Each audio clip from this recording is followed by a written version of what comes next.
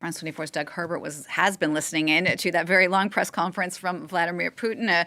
Doug, we heard there again just a moment ago, Putin is still very unapologetic, very assertive on the Russian invasion of Ukraine.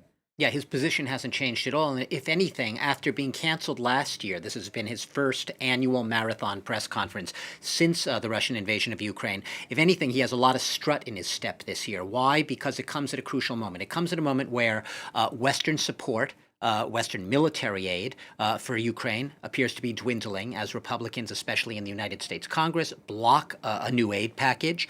This, in Putin's view, validates what he's been saying all along, that the West is basically doesn't have the staying power, that it's weak and decadent, and ultimately that Putin and his forces, his army, will outlast the Western so-called resolve, the as long as it takes resolve, standing shoulder to shoulder with Ukraine. He's reiterated that. And his objectives, when I say nothing's changed in his position, yes, it was canceled last year, this press conference, right? This was the first time after a one-year hiatus it was being held again.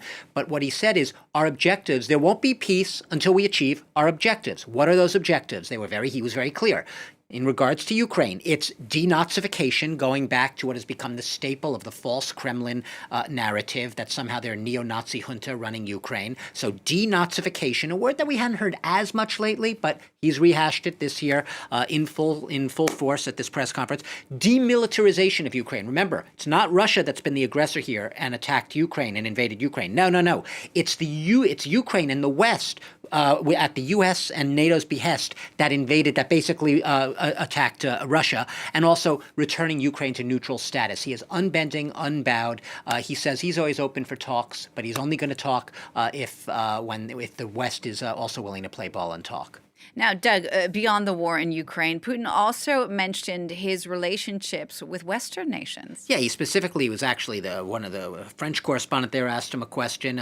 He said, Macron used to come. He came and we were in contact. He came to the Kremlin. We'd have talks. Then France stopped. Putin always casts himself as the man, the would-be peacemaker. If only the belligerent, warmongering West were willing to go to the negotiating table. What he conveniently leaves out of all these responses is that it's not that the West is not willing to negotiate, but like Ukraine, the West has made it clear that they are not going to go to the table under circumstances in which you go to the table where Putin is not willing to compromise. And he has not hinted in any way today that he is willing to either restore Ukraine's sovereignty, to withdraw his troops to pre-2014 borders, or even pre-2022 borders. No compromise in the offing there. He is willing to negotiate, as he sees it, but only on Russia's terms. And those terms are simply unacceptable, not only to Ukraine, but to the Western community. So that's why there's really this stalemate right here. But remember, Putin does see himself as a peacemaker, sort of absurd to many looking in from the West, as that may seem.